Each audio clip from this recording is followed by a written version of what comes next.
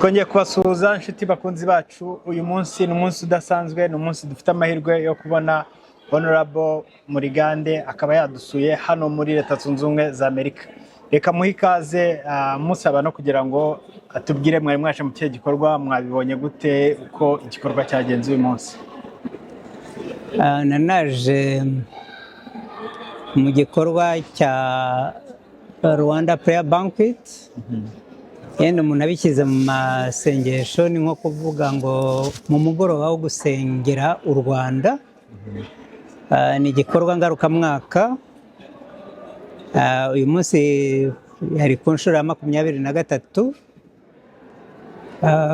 Abanyarwanda batuye hano muri Amerika bahura kugira ngo bashimire Imana urugendo u Rwanda rumaze kugenda imyaka 30, bishimira ibyo Imana yadukoreye kandi banayiragiza n'ibiri imbere. Uyu munsi rero bari bansabye ko nagira icyo mvuga ku murimo wo gukiranuka, ariwo mahoro n'imbuto ziva ku gukiranuka, ariko ariyo mahoro no kugubwa neza no kumva umuntu afite ibyiringiro by'ejo hazaza. Iyo tuvuga amahoro n'u Rwanda tukareba na jenoside yabaye, mwavukiye mukurira mu buhungiro, mwumva hari iki wenda byabafashije mu nzira yanyu ya politiki? Buri muntu wese ibyo aciyemo nibyo bimugira. Twakuriye mu buhunzi, dukura tutarangara, tumenya ko buri kintu cyose tugomba kugeraho tukigeraho ku mbaraga, ku kwitanga, ku gukora cyane, kuko ntacyo igihugu twari turimo cyaduhaga byoroshye. Ubwo rero mpamya ko byanadufashije nk'abantu babaye muri ubwo buzima guhangana n'ibibazo igihugu cy'u Rwanda cyari gifite nyuma ya jenoside. Nyuma ya jenoside cyari igihugu kimaze gupfusha abantu barenze miliyoni, ibintu byinshi byarasenyutse, hari ibibazo rero bikomeye byinshi, ndetse n'abari bamaze gukora jenoside bariho bitegura kongera kugaruka ngo bayikomeze, ariko ari uko bamaze gukuraho ubutegetsi. Iyo tuza kuba tutaraciye mu bibazo bikomeye, birashoboka ko tutari gushobora guhangana n'ibyo bibazo by'ingutu u Rwanda rwarimwo. Rero navuga ko ibyo byose byafatirije hamwe kudushoboza ibyo twakoze. Hanyuma ngarutse kuri background yanyu, mwagize PhD muri mathematics. Ni ikintu kidakunze kubaho mu bayobozi bo muri Afurika cyane. Urubyiruko dukeneye kumva byinshi kuri mwebwe. Ni iki gishobora gufasha umuntu w'umujene kuba yakomeza amashuri akiga afite mu mutwe we vision? Ni gute urubyiruko, ni iki rwakora, ni iki cyarufasha kugira ngo rubone ejo hazaza, rubiharanire? Icyo urubyiruko rwakora bwa mbere ni ukudasamara, kutarangara, bakamenya nyine ko icyo bagiye gukora bakwiriye kugikora, ntibite ku birangaza by'iyi si, kuko ni byinshi, bigenda birushaho no kuba byinshi cyane, kandi bakamenya ko ubundi nta kintu umuntu ageraho atakivunikiye. N'amashuri wiga niyo waba yenda anakorohera kuyiga, ntabwo aricyo cyagatumye wiga buke, kuko iyo ukoze buke, iyo usomye bike, iyo wize amasaha make nawe umenya bike. niba waba ufite ubushobozi bwo kwiga ugasobanukirwa ibyo wize vuba na vuba, urushijeho gukora wamenya byinshi kurusha. Ntube nka ba banyarwanda bitwa banyurwamanuma ngo ubone wabonye amanota 16 kuri 20 ukavuga ati natsinze kandi natsinze neza. Byari gushoboka ko ari kubona 19 iyo ukora kurushaho, cyangwa 20 kuri 20. Rero icyo nabwira urubyiruko ni uko rudakwiriye kurangara, rukwiriye gukora rugamije kubona maximum ishoboka. Okay. Twibutse mwari hano, mwabaye hano muri Amerika mwigisha mwiga munigisha muri Harvard. Ni Howard University. Howard University ni university iba hano Washington DC. Niyo university ya mbere y'abirabura, niyo nakoragamo. Nakoraga ubushakashatsi muri Howard University Cancer Center, cyangwa se ikigo cy'ubushakashatsi kuri kanseri cya Howard University, ariko kandi nkanigisha no mu ishami ry'imibare muri Howard University. Ubwo hari nka ryari? Nakoze Howard University kuva muri 1989 ukwezi kwa mbere kugeza mu kwezi kwa 8 muri 1994 jenoside imaze kuba, numvise nkwiriye gutaha nkajya gufasha abandi kubaka igihugu. Hanyuma ni nk'ikihe cyemezo mwumva mwafashe kigahindura ubuzima bwanyu, wenda kugira ngo twinspire? Icyemezo nafashe cyahinduye ubuzima bwanjye mu buryo budasubirwaho cyangwa se mu buryo bwagize akamaro, ni ukwakira umwami Yesu. Gusobanukirwa ko ndi umunyabyaha, nkihana ibyaha, nkamenya ko icyaha kijyana mu rupfu, kandi nkamenya ko urwo rupfu rwari urwanjye kubw'ibyaha byanjye, umwami Yesu yarwikoreye, hanyuma akampa agakiza nkakakira. Ibyo byampinduriye ubuzima mu buryo bukomeye, byatumye ntandagara mu bintu by'isa urubyiruko rwandagaramo, by'ubusambanyi, by'inzoga. Noneho igihe cyanjye nta n'urumogi rwabaga hari, ubu noneho rwanabayeho rusigaye ari rwinshi. Ariko kugira ngo wirinde ibyo byose, wakiriye umwami Yesu arabikurinda, arabigushoboza. So icyo rero nicyo cyahinduye ubuzima bwanjye, ibindi byose bigenda bikurikiraho. Hari ryari? Muri 78. 78. 1978. Hari ikintu cyatumye mwakira agakiza, cyangwa ni icyatumye nakira agakiza nuko nasobanukiwe ko ngakeneye, ndi umunyabyaha kandi nkamenya ko umwami Yesu agatanga. Hanyuma muri 1994 mwatangije amasengesho nk'aya mu Rwanda. Byo byaje muri 1995. Byo byaje gute? Watubwiraho igitekerezo aho cyavuye? Igitekerezo cyavuye yuko nk'umuntu wagiriwe neza n'umwami Yesu, akumva hari icyo yamukoreye. Mpuye n'abandi twakoranaga muri leta, nabo nsanga bahuye n'umwami Yesu, bakumva agakiza atari ako kwihererana. Ibyiza ubundi ntabwo umuntu abyihererana, ubisangiza abantu. Kandi tukabona ko icyo gihe u Rwanda twari turimo, ntabwo abantu bihutiraga kujya mu masengesho, mu nsengero zisanzwe. Turavuga tuti watangira kujya ahamagara abayobozi muri hoteli, tukaganira ku ijambo ry'Imana, tukumva icyo Imana ivuga ku buyobozi. Ese Imana yifuza ko tuyobora u Rwanda gute?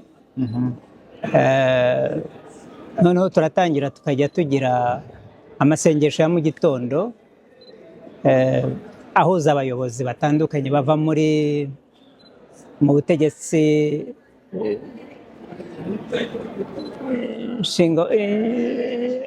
muri executive na legislative na judiciaire, ubutegetsi nshingamategeko, ubutegetsi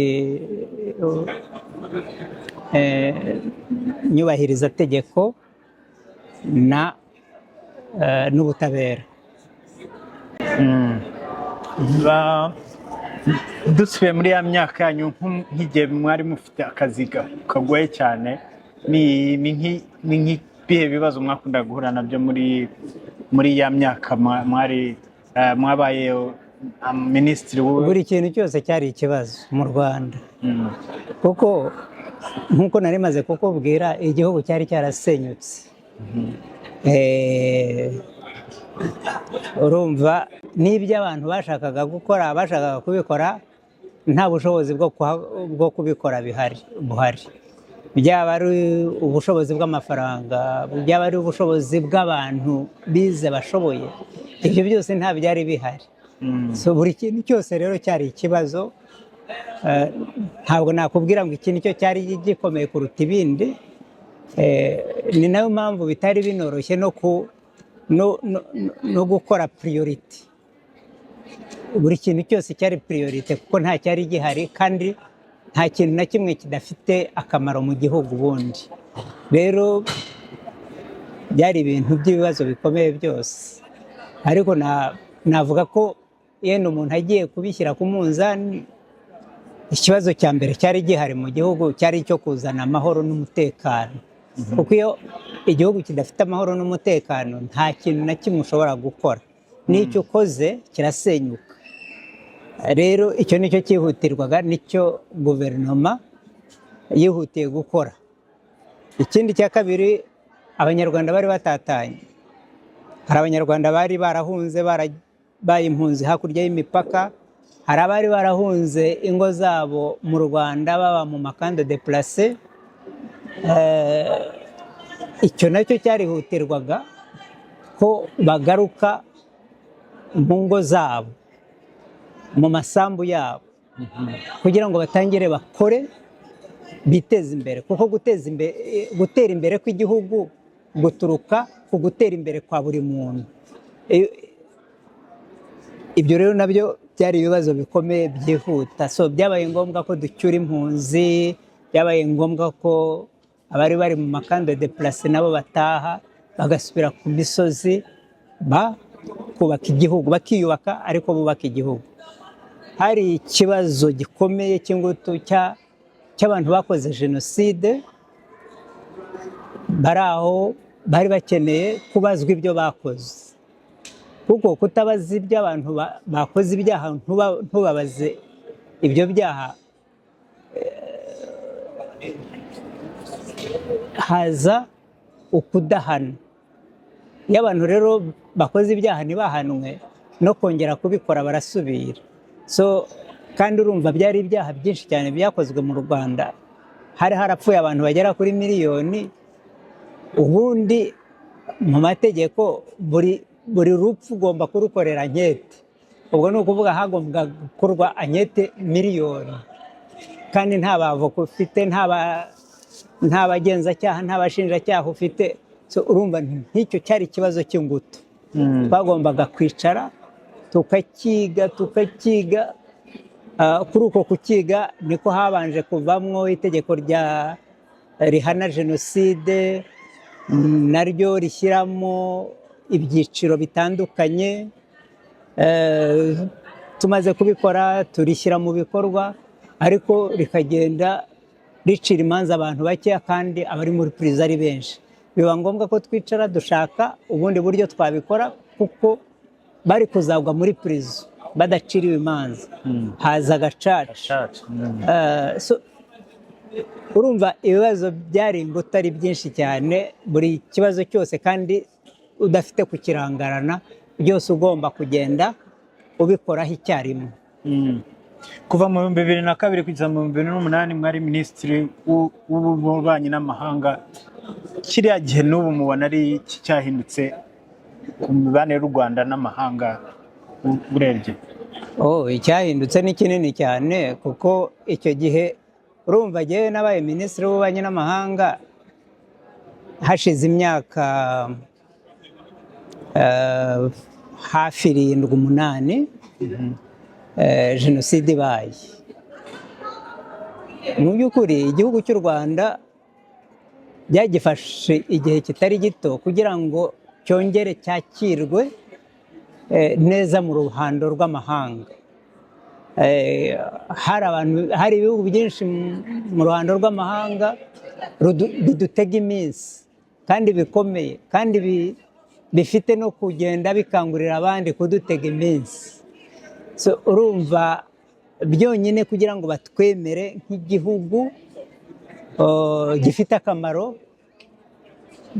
muri iyi si turimo, atari igihugu giteye ibibazo gusa, ntabwo byari byoroshye. Uyu munsi u Rwanda ni igihugu gifite izina, ni igihugu cyubashywe, ni igihugu batega amatwi, nubwo abaturwanya ari benshi, ariko baturwanya ari benshi ariko ntibabishobore, kuko twubatse izina. Igihugu cyacu cyubatse izina, kirubashywe. Iyo urebye navuga ko turi abaturage b'isi bubashywe, bafite akamaro, bafitiye akamaro iyi si. Iyo urebye ahantu u Rwanda rwohereza ingabo n'abapolisi gufasha ibindi bihugu kuzana umutekano, kandi ingabo zubashywe, ingabo zitwara neza kurusha izindi ngabo zose, ibyo bitwubakira izina. Iyo ibihugu bireba ahantu twivanye n'aho tugeze, biduha izina. Iyo urebye n'Abanyarwanda babona imirimo mu ruhando mpuzamahanga ukuntu bangana, bigenda bitwubakira izina, ku buryo uyu munsi nubwo hari ibibazo,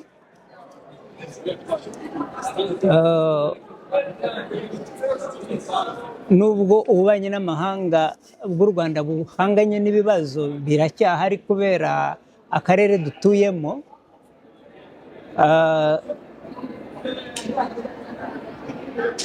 Buhanganye n'ibyo bibazo ariko bwariyubatse, butajegajega, ku buryo biduha imbaraga zo guhangana n'ibyo bibazo no kwizera ko tuzabinesha, kuko n'ubundi hari n'ibyo twahanganye bikomeye kandi dufite intege nke, tukanga tukabinesha kubera dufite icyerekezo aho tugana, kandi twaniyemeje kuhagera byanze bikunze. Rero n'uyu munsi nubwo hari ibibazo, uyu munsi twumva dufite amahirwe yo gukemura ibyo bibazo dufite kurusha ayo twari dufite mbere, kubera twariyubatse cyane, abantu baratumenye, abantu benshi batugirira icyizere. Kaminuza y'u Rwanda mwayibayemo mu buyobozi, ifite abanyeshuri barenga 30,000. Umunyeshuri ugiye mu mwaka wa mbere wifuza guhindura isi, wifuza kugira impinduka azana mu Rwanda cyangwa mu rundi rubyiruko, ni iyihe nama mwamugira? Inama niyo navuze mbere, wigeze kumbaza nicyo ahubwo nashaka kubaza mu bundi buryo. Urubyiruko namubwira iki? Ni uko yakwiga ashyizeho umwete, kandi atarangara, kandi akiha intego agomba kugeraho.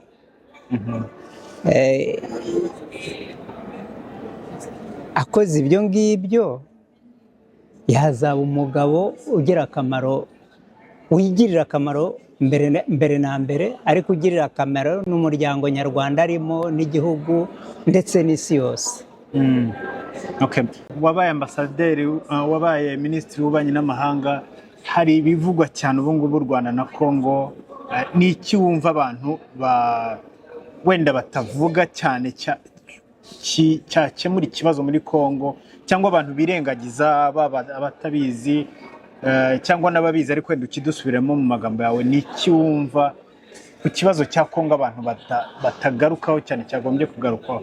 Urumva ikintu mbona gituma ikibazo cya Congo kidakemuka neza ni uko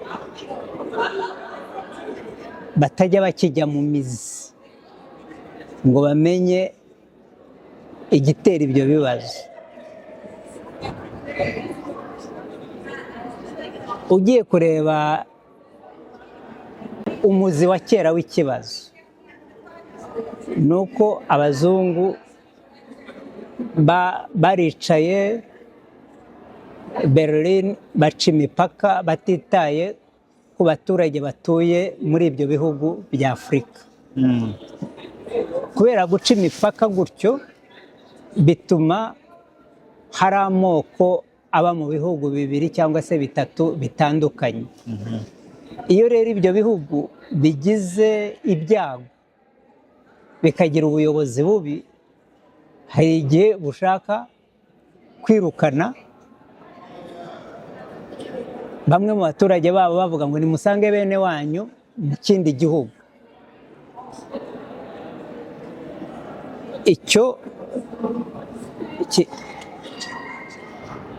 Icyo ni impamvu turabizi ko muri Congo muri biriya bice bya Masisi na Rucuro cyangwa se Kivu y'Amajyaruguru hari abantu bahoze baba mu bwami bw'u Rwanda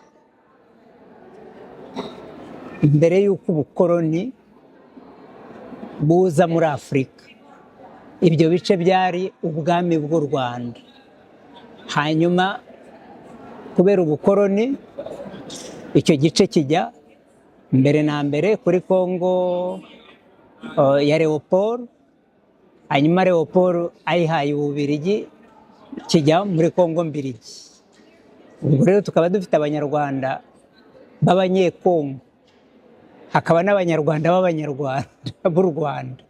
Urumva ibyo ntacyo bitwaye. Turamutse dufite ubuyobozi bwiza muri Congo bubemerera ko bafite uburenganzira bungana n'ubw'abandi bose, nta kibazo. Ariko hari igihe ubuyobozi butabyemera bukabatera ibibazo. Ntabwo bitangiye ejo bundi muri 1994 na mbere muri za 1964 muri za 1980 byagendaga biza bigahosha bikaza bigahosha. Icya kabiri, undi muzi wa kabiri ni uko muri 1994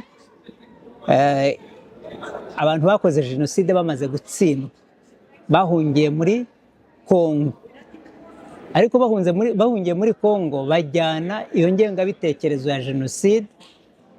Bagezeyo basanga hari abatutsi naho mu Rwanda bariho bica abatutsi, basa n'abatomboye babonye abandi batutsi bo kwica, baragenda batangira kubica. Abadapfuye barahunga bajya Uganda, bajya Rwanda, bajya Burundi. Abo bantu bari hafi kumara imyaka 30 mu buhunzi. Yewe n'abashindiriye batahunze baba birirwa babahiga, interahamwe zirirwa zibahiga cyangwa se FDLR. Ibyo byaje gutuma abo bantu bashaka uburyo birwanaho. Nibyo byabyaye umutwe wayobowe na Laurent Désiré Kabila witwa AFDR. Abanyekongo b'abarwandofone cyangwa se abanyekongo bafite umuco nyarwanda bagiye muri AFDR kugira ngo babone uko barwanya ziriya nterahamwe. Bari abantu bari barakoze jenoside, barebe ko bakwirinda Kabila yageze ku butegetsi arongera ashaka gufasha abo bantu bakoze jenoside nk'uko Mobutu yari yarabafashije. So urumva rero ikibazo nuko birengagiza ibyo bibazo by'ibanze. Iyo habaye intambara ikihutirwa ni ukuyihagarika gusa. Iyo yahagaze Kongo ihita yibagirwa icyari cyarateye iyo ntambara, kandi uko ukibagirwa byanze bikunze biratinda kikongera kigashibuka. Rero icyakorwa ni uko icyo kibazo cyo mu mizi cyabonerwa igisubizo cya burundu. Igisubizo cya burundu cyaba giteye gite? Ni uko Kongo yakwemera ko abanyekongo bafite umuco nyarwanda n'abari abanyekongo bafite uburenganzira bungana n'ubw'abandi, bakwiriye kurindwa nk'uko abandi banyekongo barindwa, kandi bagahabwa inshingano nk'uko abandi banyekongo bazihabwa. Icya kabiri, ikijya gihungabanya umutekano wabo cyatumye abantu bajya mu buhunzi imyaka hafi 30. Kongo ikwiriye kukigira ikibazo cyayo, ikagihagurukira, ikagikemura. Byayinanira ikanasaba ubufasha. Icyo nshatse kuvuga ni iki? Ni uko iriya mitwe yitwaje intwaro igamije kwica abatutsi muri kariya gace, muri kariya karere, ariyo FDLR n'ibindi yagiye ibyara za Nyatura, za FLN n'izindi, zose zikwiriye kwamburwa intwaro, abataha bagataha, abadashaka gutaha niba Kongo ishaka kubagumana ikabajyana ku birometero birenze 1000. Kongo ni nini, nicyo cyiza cyayo. Bashatse babajyana Bandundu, icyo gihe ntaho baba bagihurira n'abanyarwanda ba Masisi, ba Rucuro, ba Murenge ngo babice. Ubwo abo baba babonye amahoro, n'abari barahunze bagataha, Kongo yahita ibona amahoro, kuko icyo nicyo kibazo kinini cyateye kariya kajagari kose kari iburasirazuba bwa Kongo. Ndabashimiye cyane. Ayo mateka ari benshi mu rubyiruko baba batayazi, kubisobanura gutyo birabafasha nabo bakabasha kubisobanura ahandi. Kandi mwakoze kuba mwaduhaye umwanya kugirana ikiganiro namwe. Murakoze.